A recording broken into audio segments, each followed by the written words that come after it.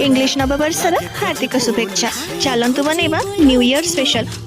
आज तो गुरुवार से साधा रे चलिबा माने बनैबा कौन special fried rice. Fried rice है मो ऑल टाइम फेवरेट। एठी पनीर वर्सेस पायल चली माने नुआ वर्ष स्टार्टिंग रे ही पायल और पनीर भितरे युद्ध चली कहीं ना पनीर रही फ्रिज रे आ मु काटला बेल को कौन से काटुची मम्मी को पचारिली मम्मी या कहीं इंग्लिश नववर्ष बोली कहजिबो।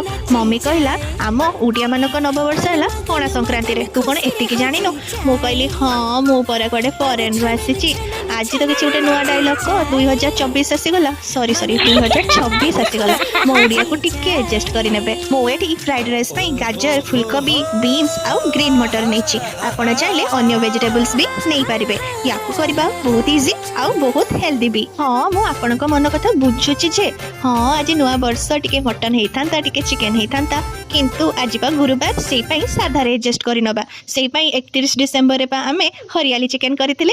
जति वीडियो देखि नथिबे निहाती देखिबे। टंटाना रेडी हे गला मो नुआ वर्ष special fried rice. Fried rice केमति लागुची बढ़िया बोले छी तो न्यू ईयर स्पेशल गुरुवार चिकन मटन बेचे नहीं सादा पहले तो मस्त डिसाइड कर डन तो बढ़िया